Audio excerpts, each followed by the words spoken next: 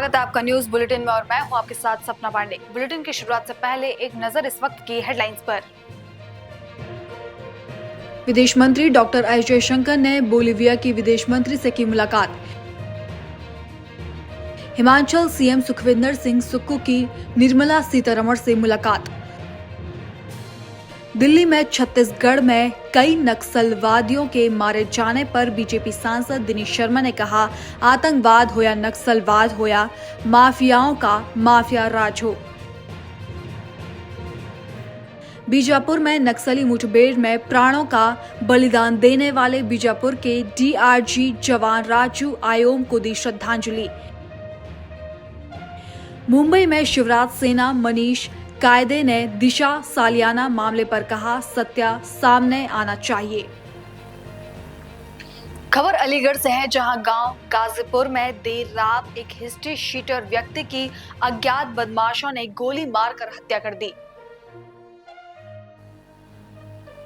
बता दें कि हिस्ट्री शीटर होली से पहले ही जमानत पर रिहा होकर घर आया था और देर रात बाजार से सामान लेकर अपने घर जा रहा था। इस दौरान बाइक पर सवार अज्ञात बदमाश गोली मारकर फरार हो गए, जिसके बाद पूरे गांव में अफरा तफरी मच गई। वहीं घटना की सूचना पर पहुंची पुलिस ने मृतक के शव को कब्जे में लेकर पोस्टमार्टम के लिए भेज दिया और तत्काल क्षेत्र में नाकाबंदी की। फिलहाल मृतक के परिवार की तहरीर पर मुकदमा दर्ज कर पुलिस कार्रवाई में जुटी हुई है। अवगत कराना है, आज दिनांक 20 मार्च 2025 को पीआरवी से सूचना प्राप्त हुई कि शिवनारायण पुत्र समालगिरी निवासी गाजीपुर थाना बड़ला जनपद अलीगढ़ उम्र करीब 26 वर्ष की गनियावली रोड पर अज्ञात लोगों द्वारा गोली मारकर हत्या कर दी गई। इस सूचना पर थाना फोर्स व फील्ड यूनिट ने मौके पर पहुंचकर साक्ष्य संकलन एकत्रित किए। पंचायतनामा की कार्रवाई कर शव को पीएम हेतु मोर्चरी भेजा जा रहा है। घटना में संलिप्त आरोपियों की शीघ्र गिरफ्तारी हेतु थाना स्तर पर टीम गठित कर दी गई है। मौके पर शांति व्यवस्था कायम। आपका बालकिशन जी कहाँ रहते हैं? गाजीपुर थाना कौन सा है? बरड़ा। ये कौन है, इनकी डेथ हुई है? ये कौन है, इनकी मौत हुई है? भतीजा हमारा। क्या नाम है? शिवनारायण। शिवनारायण। उम्र कितनी है? 26 साल। क्या करते थे? खेती कर रहा है वो तो। अच्छा, क्या हुआ, कैसे डेथ हुई है इनकी? गोली मारी है। अब क्या मालूम, गांव से घेर पर जा रहे ऊपर रास्ता में गोली मारी है। गोली मारी है? गोली मारी है। तो कौन लोग थे जिनने गोली मारी, पता चला कुछ? कुछ नहीं। तो घर से और घेर की कितनी दूरी है? ऐसी बैठे ही कोई लगभग 1 किलोमीटर। किस समय की घटना है ये है? किस समय की घटना है? 7 बजे के, 7:15 के और 7 के बीच में। 7 के ऊपर है, 7:15 के नीचे है। तो मौके पे ही मौत हो गई थी या हॉस्पिटल ले गए थे? मौके पे ही। तो कितनी गोलियां लगी हैं, कुछ पता चला? 3 गोली लगी हुई हैं। 3 है। तो किसी से रंजिश वगैरह थी क्या इनकी? अब तो कोई रंजिश नहीं आई, पहले थी होगी, लेकिन अब कोई रंजिश नहीं आई किसी से। अगली खबर रायपुर से है, जहां प्रदेश में सुरक्षा बलों को मिली सफलता को लेकर पीसीसी चीफ दीपक बेज ने कहा कि हमें बड़ी सफलता मिली है। साथ ही कहा कि सरेंडर नीति क्या है ये तो हमने 15 सालों के कार्यालय में भी देखा था, लेकिन सरकार को वहां के लोगों के विषय में सोचना चाहिए। छत्तीसगढ़ में सरकार की नाकामी इस कदर बढ़ चुकी है कि अब छत्तीसगढ़ के बेरोजगार अब अपनी नौकरी पाने के लिए अब खून से चिट्ठी लिखना पड़ रहा है। कल जिस तरह से इस सरकार में बर्खास्त बीएड के शिक्षक अपनी खून से सरकार को चिट्ठी लिख रहे हैं कि उन्हें कहीं न कहीं समायोजन किया जाना चाहिए। इसलिए क्योंकि पिछले समय पूर्व शिक्षा मंत्री ने लगभग 34,000 शिक्षक भर्ती करने का विधानसभा में घोषणाएं की थी, उसका क्या हुआ? और वर्तमान में शायद इस बजट सत्र में 20,000 शिक्षकों की भर्ती करने का फिर से नया जुमला इस सरकार ने छत्तीसगढ़ के बेरोजगारों को दिया है। कुल मिलाकर 34,000 प्लस 20,000, 54 से 55,000 शिक्षकों की भर्ती कब होगी, जो कि छत्तीसगढ़ के युवा बेरोजगारों को सरकार सरकार को अपने खून से चिट्ठी लिखना पड़ रहा है। निश्चित रूप से इससे बड़ा शर्मनाक बात क्या हो सकता है कि सरकार को तत्काल बीएड शिक्षकों की मांग को लेकर जो कमेटी सरकार ने बनाया है, आखिर उस कमेटी ने अभी तक क्या निर्णय लिया है? उस कमेटी की कितनी बार बैठकें हुई है? क्या उस कमेटी का कोई एक्टिविटी बढ़ा है क्या, या फिर सिर्फ बेरोजगारों को गुमराह करने के लिए ये कमेटी बना दिया गया है? इसलिए हम सरकार से चाहते हैं कि जिस तरह से बीएड शिक्षक लगातार धरना दे रहे हैं,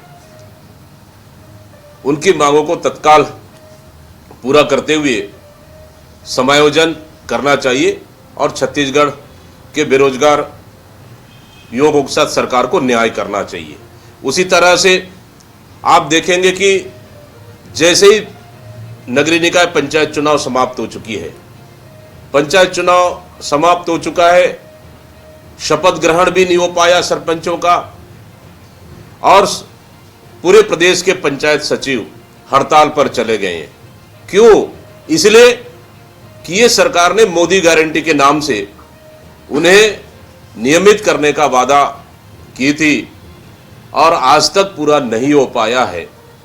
इसलिए लगातार पिछले एक सप्ताह से धरना प्रदर्शन कर रहे हैं, जो कि नवनियुक्त सरपंच अभी तक शपथ लेने के लिए और पदभार ग्रहण करने के लिए पूरे प्रदेश में भटक रहे हैं।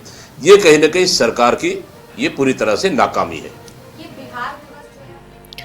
खबर उत्तर प्रदेश के अमेठी से है, जहां प्रदीप सिंघल का पुनः जिला अध्यक्ष बनने पर कांग्रेस कार्यालय पर कांग्रेस कार्यकर्ताओं का तांता लगा। बीते गुरुवार भारतीय राष्ट्रीय कांग्रेस जिला अध्यक्ष की सूची आते ही अमेठी कांग्रेस कार्यकर्ताओं में खुशी की लहर देखने को मिली। अध्यक्ष जी, तीसरी बार पार्टी ने आप पर भरोसा जताया है, क्या कहना चाहते हैं? मैं सबसे पहले पुनः जिला अध्यक्ष बनाए जाने पर शीर्ष नेतृत्व का, माननीय मल्लिकार्जुन खड़गे जी का, सोनिया जी का, राहुल जी का, प्रियंका जी का, जिला हमारे प्रदेश के अध्यक्ष अजय राय जी का, अमेठी सांसद आदरणीय किशोरी लाल शर्मा जी का बहुत बहुत धन्यवाद देना चाहता हूँ। मुझ जैसे छोटे से कार्यकर्ता पर जिस तरह से गांधी परिवार और अमेठी सांसद भाई साहब ने मुझ पे भरोसा जताया है, मैं अपनी पूरी ऊर्जा और पूरी ताकत के साथ अमेठी में पुनः काम करूँगा। मेरा लक्ष्य अगला 27 में होने वाले चुनाव विधानसभा के, जिनमें 5 सीट मैं कांग्रेस पार्टी की झोली में डालना चाहूँगा। यही मेरा अगला टारगेट है। आप सभी का बहुत बहुत धन्यवाद। खबर अमेठी जिले से है, जहां हिंगलाज धाम पर चल रही 7 दिवसीय भगवत कथा में पहुंचे देवेंद्र महाराज का बयान सामने आया है।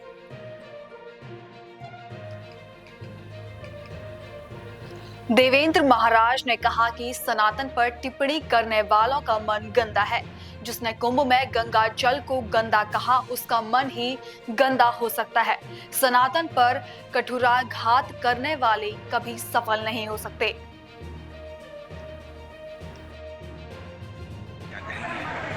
देखिए, सनातन पर जो टिप्पणी कर रहे हैं उनका मन ही अपना नहीं। जैसे अभी आपके ही चैनल के संबंधित हमारे सम्मानित पत्रकार बंधुओं ने पूछा था कि महाराज जी, महाकुंभ में गंगा जी के जल को गंदा बताया जा रहा है, तो मैंने उस पर कहा था कि जिसका मन ही गंदा है, जिसका मन ही स्वच्छ नहीं है, तो गंगा जी या पूरे संसार को तो गंदा देखेगा ही। उसी तरीके से सनातन पर कोई कुठाराघात नहीं कर सकता। करने का लोग प्रयास करते हैं, लेकिन करने का प्रयास कभी सफल नहीं होगा, क्योंकि सनातन से ही सारे धर्मों की उत्पत्ति हुई है। महाराज जी, लगातार भारत के साधु संत भारत को हिंदू राष्ट्र बनाने की मांग करते हैं, आप क्या? हिंदू राष्ट्र तो है ही है, हिंदुस्तान का मतलब ही हिंदू राष्ट्र। बस ये है कि जो राम विरोधी हैं, जो सनातन विरोधी हैं, उनका परित्याग करके या उनको सनातन में हम लोग जोड़ करके इसको हिंदू राष्ट्र बनाने की मांग कर रहे हैं। महाराज जी, स्वामी प्रसाद मौर्य अभी हाल ही में जो है गोडसे की जो है औरंगजेब से तुलना किया था। देखिए, उनको तो पता नहीं किसने स्वामी बना दिया। उनका नाम स्वामी नहीं होना चाहिए, वो तो दास के लायक भी नहीं है। हम लोग दासानुदास हैं, दिन भर भगवान का कीर्तन कर रहे हैं, भजन कर रहे हैं, और वो स्वामी बन गए। यहाँ स्वामी तो सिर्फ एक है, स्वामी तो सिर्फ एक है और बाकी सब दास हैं। लेकिन आप यह भी समझो कि जैसे उन्होंने मानस जी की बुराई किया, मानस जी को अपमानित किया, मानस जी के पन्ने को फाड़ने का प्रयास किया, जलाने का प्रयास किया, यह भी राम नाम की ही महिमा है।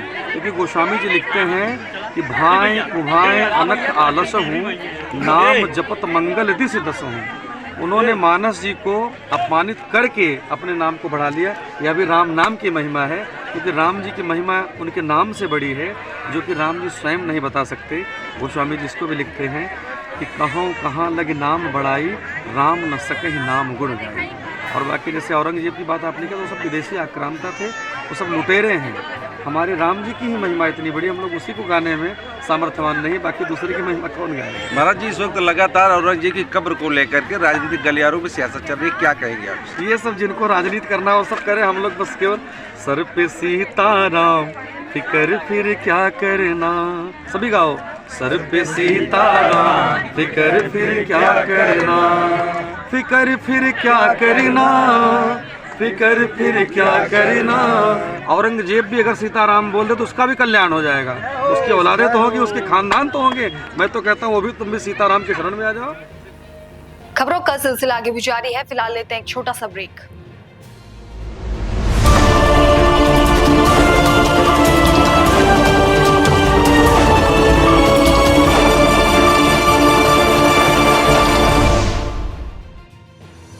रोजगार डेवलपर्स, a unit of रोजगार डेवलपर्स एंड प्राइवेट लिमिटेड। घर वहीं जहां हो आपका भरोसा। पिछले 15 सालों से आपके सपनों का घर हमारी प्रतिबद्धता। रोजगार डेवलपर्स का पता है शिमला बाईपास रोड, गणेशपुर, देहरादून। रोजगार डेवलपर्स से संपर्क करने के लिए अभी डायल कीजिए 9897054026 पर या 8433207910 पर।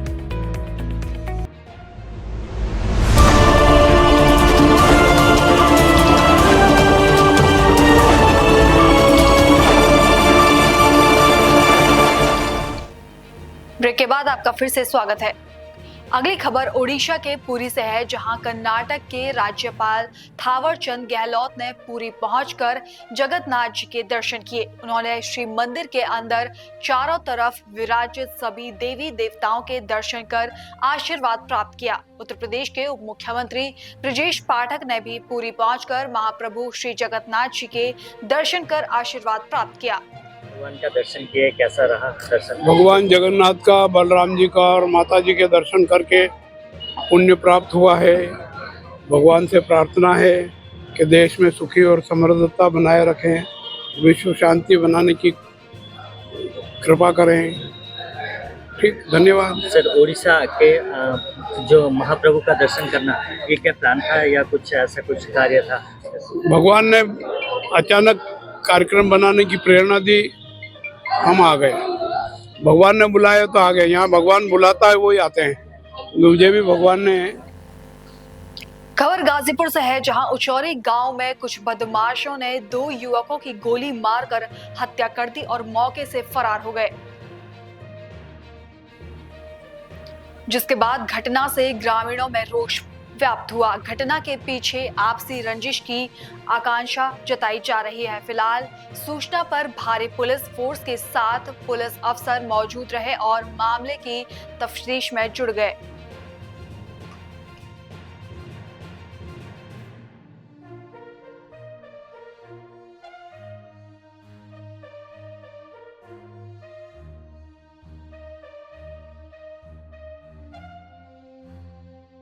क्या मामला है सर, क्या करवाइए? आज एक सूचना प्राप्त हुई थी कि 2 व्यक्तियों के शव एक खेत में ग्राम उचौरी, जो कि थाना खानपुर के अंतर्गत आता है, वहां पर मिले हैं। और जानकारी करने के उपरांत ये पता चला कि दोनों लड़के यहीं पास के ही रहने वाले थे। अमन और अनुराग उनके नाम हैं और दोनों यहाँ पर कुछ जानने वाले लड़कों से ही मिलने आए थे। उसी के उपरांत कुछ घटना हुई होगी, जिसके उपरांत इन लड़कों ने इनके साथ ये घटना कारित की और 2 में ये गंभीर घायल हुए, जिसके बाद इनकी मृत्यु इसमें हो गई है। हत्या के कारणों का एग्जैक्ट पता किया जाएगा, लेकिन अभी तक प्रथम दृष्टया गनशॉट प्रतीत हो रहा है। सभी पहलुओं पे हम जांच कर रहे हैं और सभी के कॉल रिकॉर्ड्स वगैरह हम लोगों ने काफ़ी चीज़ें यहाँ पर अभी ऑलरेडी हम लोग जुटा चुके हैं और अभी तक जो सूचना के आधार पे बातचीत चल रही है, कुछ संदिग्धों से भी बातचीत चल रही है, कुछ लोग चिन्हित किए गए हैं और उनके लिए भी हमारी 4 टीमें अलग अलग थाना क्षेत्रों में लगातार धनराशि में समस्त अधिकारीगण भी मौके पर हैं और हम जो भी परिवार हैं दोनों, उनके लिए हमारी पूरी संवेदना है पुलिस परिवार की तरफ से और हम लोग ये सबको आश्वासन देते हैं कि बहुत ही जल्द जो कि अपराधी हैं जिनके द्वारा ये घटना कारित की गई है उनके विरुद्ध हम कठोरतम कार्रवाई करेंगे, जो कि नजीर नहीं थी और उनके विरुद्ध भविष्य में भी और हम कठोर कार्रवाई करेंगे। अभी फील्ड यूनिट ने रिकवरी की है और फील्ड यूनिट ने पूरा सिक्योर किया है क्राइम सीन और पूरा जब तो अभी क्योंकि भीड़ थी मौके पर, अब प्रॉपर तरीके से हम लोग देखेंगे, उसके बाद ही हम लोग स्पष्ट कर पाएंगे कितने बुलेट्स यूज हुए और पीएम ने किए। खबर उत्तर प्रदेश के वाराणसी से है, जहां साइबर पुलिस को बड़ी सफलता मिली है।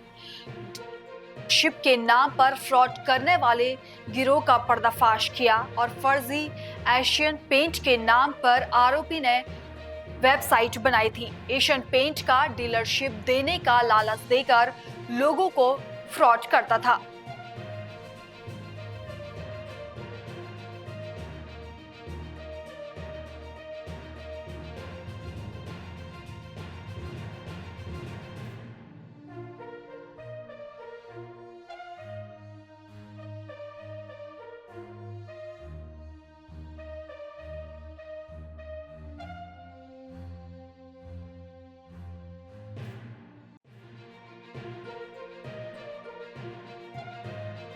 आज ही हमारे वाराणसी कमिश्नरेट के साइबर थाने की बड़ी उपलब्धि है जो आपके सामने ये 3 साइबर अपराधी हैं, ये नालंदा बिहार से गिरफ्तार करके लाए गए।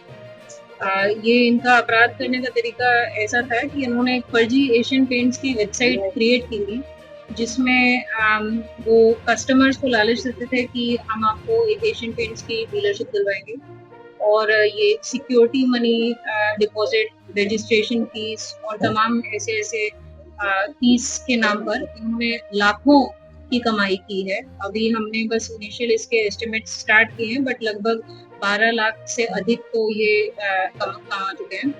इसमें से एक व्यक्ति और है सिंटू, इसका मास्टरमाइंड। इसकी गिरफ्तारी आज सुबह अर्ली मॉर्निंग में बिहार में हुई थी, तो ये अभी रास्ते में है और आज सिंटू को भी न्यायालय में पेश किया जाएगा। तो कहने का मतलब है कि ये जो हमारा साइबर का एक गिरोह है, ये कस्टमर्स मतलब ये पब्लिक के साथ जो फ्रॉड करते हैं उनके खिलाफ ये काफी अच्छा एक्शन आज हुआ। जागरूकता दिया जाता है लोगों को। हाँ, जागरूक करने के बावजूद भी फिर भी लोग इसके शिकार हो रहे हैं। अभी हम देख रहे हैं थोड़ी कमी आई है, जब से ये फोन पे भी मैसेज आने लगा है कि साइबर अपराधियों से सावधान रहें, तो लोग थोड़ा जागरूक हो गए हैं और अब लोगों को साइबर हेल्पलाइन नंबर के बारे में भी पता चल गया है। ये हम आपको एक और एग्जाम्पल के बारे में बताना चाहेंगे। इस वादी के साथ 18 लाख का फ्रॉड हुआ था, 18 लाख से अधिक का फ्रॉड हुआ था, बट इसमें हमने 14 लाख इनके रिकवर करवा दिए क्योंकि वो समय से आ गए और उन्होंने समय से अपनी 1930 और cybercrime.gov.in पे अपनी कंप्लेंट रजिस्टर कर दी। सर ये लोग करते क्यों थे ऐसे अगर जो क्राइम वाला काम? कैसे मतलब पैसे कमाने के लिए करते थे, जैसे कोई मजबूरी या फिर कुछ बताया? इसमें आप देखेंगे सब क्वालिफाइड हैं, ये बीटेक हैं, इन्होंने मतलब बेसिकली एक अपनी जो एक्सपर्टीज है गलत रास्ते में लाए हैं। इसमें से एक विश्वास है, बीटेक कंप्यूटर साइंस इंजीनियरिंग से किया 2020 में, तो ये बता रहे हैं अगर बीटेक किया फिर लॉकडाउन के टाइम में उनको और उसको एक्सप्लोर करने का मौका मिला साइबर वर्ल्ड। उन्होंने तब ये जाना कि साइबर वर्ल्ड कितनी जल्दी अपनी कमाई जाती है और कहीं और भी कमा सकते हैं, तो इसलिए ये लोग इस रास्ते में आए। और कोई पुराना क्राइम रिपोर्ट, पुराना क्राइम का ये लोग अभी तक जैसे विश्वास है उन्होंने अभी तक टोटल 15 फर्जी वेबसाइट बनाई हैं। फर्जी वेबसाइट पर लिंक डाल इन्होंने क्राइम तो पुराने किए हैं, बट यही है कि पहली बार ये वाराणसी के साइबर थाने से पकड़े और कई ऐप के द्वारा इन लोगों ने फ्रॉड को किया है। इसमें बिल्कुल संभावना है। हम इनके सारे फोन्स को एग्जामिन कर रहे हैं, इनके लैपटॉप को एग्जामिन कर रहे हैं और फिर जैसा भी हमें डेटा मिलेगा वो हम अपनी विवेचना पर काट रहे हैं। ये अब तक जैसे कि हमने बताया है कि करीब 12 लाख से अधिक तो ये कमाई चुके हैं। तो फिर आप इनका देख सकते हैं कि डेली बेसिस पे कितना बड़ा नेटवर्क होगा, कितने साइड ऑप्टिमाइज किया है। पकड़ने वाली टीम को कुछ पकड़ने वाली टीम को भी इनाम मिलेगा, 10,000 का मिलेगा, 10,000 में बिल्कुल पुरस्कार मिलेगा। इस टीम ने एक और अच्छा काम किया है जो मैं आपको संक्षिप्त रूप से बता दूंगी। इन्होंने जैसे कि अधिकतर हम इन्वेस्टिगेशन और गिरफ्तारी पे फोकस करते हैं, बट यहाँ पे इन्होंने न्यायालय में भी काफी अच्छी पैरवी की है। अभी रिसेंटली कुछ हमने देखा है कि साइबर अपराधी मतलब फ्रॉड तो करते भी है, बट न्यायालय के साथ भी फ्रॉड कर रहे हैं और फर्जी मतलब श्योरिटी बना रहे हैं, फर्जी जमानत कर रहे हैं। बहुत दुस्साहस है। तो इसमें हमने बकायदा लोहता थाना के सहयोग से उनके ऊपर एक प्रश्न मुकदमा लिखवाया है, फर्जी जमानतदार के ऊपर भी मुकदमा लिखवाया है। इसमें ये अभी रिसेंट का है, कब का है? 60/2024 को लिखवाया है। मैडम आधार फोटो लगाए तो उसके बॉडी कर ले रहे हैं फर्जी बनकर। हाँ, तो आप देखिए इसमें फर्जी किसी दूसरे का फोटो और तो इसमें आधार को मैनिपुलेट करना आसान हो गया है, फर्जी आधार कार्ड बनाना आसान हो गया है। सिर्फ इसमें भी नहीं, बट आप अधिकतर आप इतने सारे केसेस कवर करते हो और केसेस में भी आप देख रहे हो कि फर्जी आधार कार्ड लोग यूज करते हैं। तो इसीलिए हमें पब्लिक से अपील है कि आप सभी लोग सतर्क रहें। छत्तीसगढ़ विधानसभा सत्र में आरक्षण का मुद्दा गरमाया हुआ है। इस पर विधायक धर्मलाल कौशिक ने कहा कि पंचायती राज व्यवस्था में एक छोटा सा संशोधन किया गया है, जिसके तहत उन क्षेत्रों में जहां अनुसूचित जाति और जनजाति के लिए आरक्षण 50% से कम है, वहां पिछड़ा वर्ग को भी आरक्षण दिया जाएगा। इस संबंध में सुप्रीम कोर्ट ने स्पष्ट निर्देश जारी किए। उन्हीं निर्देश के अनुपाल में आज विधानसभा में संबंधित विधेयक प्रस्तुत किए गए हैं। आज पंचायती राज में भी एक छोटा सा संशोधन आया है, जिसमें अनुसूचित जाति जनजाति के जहां 50% से कम आरक्षण है वहां पर पिछड़ा वर्ग को आरक्षण दिया जाए। और उसके संदर्भ में सुप्रीम कोर्ट के द्वारा माननीय न्यायालय के द्वारा जो निर्देश जारी किया गया है, उन निर्देश के परिपालन में आज विधेयक प्रस्तुत हुआ है। निश्चित रूप से जो हमारे चुनाव हुए हैं, पंच से लेकर के हमारे जो पार्लियामेंट की बात करते हैं तो हमारे पंच है, सरपंच है, जनपद है, जनपद अध्यक्ष है, जिला पंचायत सदस्य है, जिला पंचायत अध्यक्ष है, बढ़ चढ़ करके हमारे छत्तीसगढ़ में लोगों ने भाग लिया और काफ़ी अच्छा परसेंटेज उसमें आया वोटिंग का। और उसके साथ में काफ़ी मात्रा में हमारे पिछड़ा वर्ग के जनपद पंचायत में, जिला पंचायत में और हमारे सरपंच चुन करके आए हैं। और उसी संदर्भ में आज का विधेयक में अभी चर्चा हो रही है और उसके बाद में उसको माननीय हमारे उप मुख्यमंत्री विजय शर्मा जी के द्वारा लाए गए हैं। मैं उनको बधाई देता हूं और धन्यवाद भी देता हूं कि आपने पिछड़े वर्ग के हित में एक बड़ा विधेयक पंचायती राज में लाए हैं। मैं इसके लिए उनको बहुत बधाई देता हूं। फिलहाल बुलेटिन में इतना ही। देश और दुनिया की बाकी तमाम खबरें देखने के लिए बने रहिए पल्स 24 न्यूज के साथ। नमस्कार।